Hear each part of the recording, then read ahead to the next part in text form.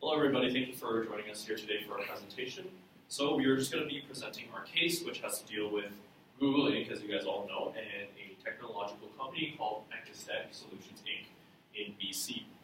So we're just going to run down a brief overview of the actual case and a little bit of a summary for you guys to follow. And just for it to be easier for you guys to follow, we're going to be referring to Ecostech Company as Company A and the other company, DataLink Tech, as Company B. Again, Ecostech is A, DataLink is B. So, long story short, at the beginning, we have two companies, Company A and B, that are working together. They're both technological companies in BC, and Company A is actually a branch off of Company A. And initially, what happened was there was found that there had been copyright infringement, intellectual property infringement breaches in their contract, because what happened was Company B was actually found to be taking the products from Company A and relabeling it, and selling it on the internet. So it was sought after as a counterfeit issue. So what happened was they took it to the BC Supreme Court, and Company A went to Google, and it was between those two, and pretty much they were saying that they would like Google to remove Company B's listings off of their directory off google.ca. And so right away, because it was found that there was counterfeit and it was intellectual property infringement,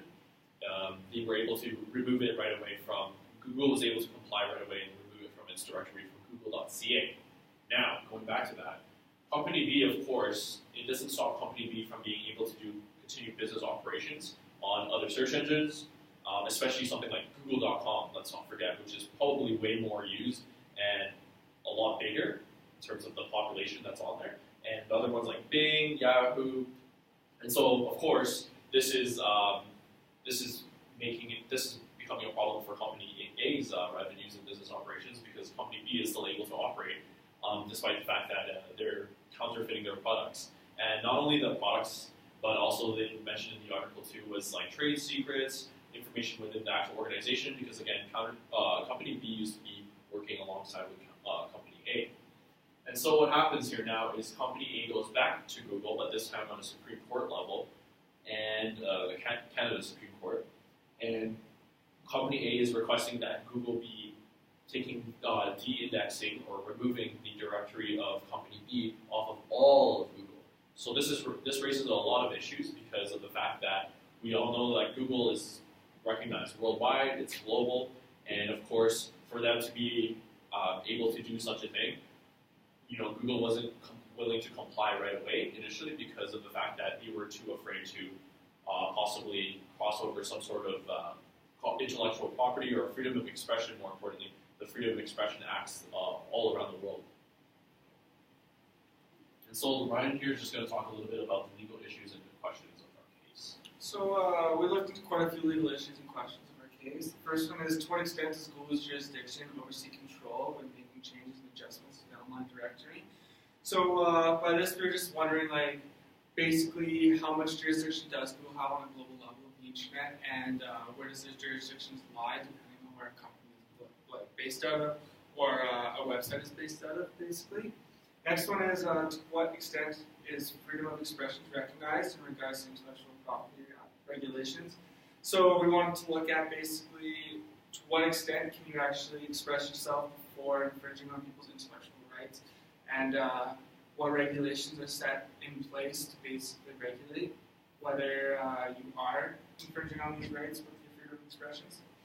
Another thing that we wanted to look at was what acts or regulations must be considered when banning or removing something from the internet. So basically we were wondering if there's actually any acts, regulations, or criteria that is met for this specific case, when saying we are going to take this down, and we're definitely going to take it down, basically, and we're just trying to see what regulations, or if this checklist, or a set black and white way of looking at it to take down certain things off the internet. Another issue that we wanted to raise here too is, to what degree should freedom of expression rights be recognized when applied to the internet or the global web? So one of the interesting things that we read in an article when we were doing research for this case was one of the judges actually mentioned and referred to the internet as an unlawful playground. And pretty much what she's referring to is, as we all know, we all have access to the internet, it's so vast, it's almost virtually impossible to completely control and monitor. So to what extent is, to what degree, is freedom of expression rights, to what degree are they recognized on a global scale? Of course, every country might be different in the way that they look at that, and that raised a big problem for Google when they were faced with the request of having to remove down one directory, not only from one of their search engines, but from all of them, which of course reaches out on a global scale. So the last couple of things that we just decided to look at was, is there a universal definition and criteria for counterfeit and infringement of intellectual property? So basically what we're looking for, is there a criteria or is there like a solid definition basically defining what counterfeit is or the infringement on intellectual property, and a way that the court can look at it and be like, this is or is not infringement or counterfeit.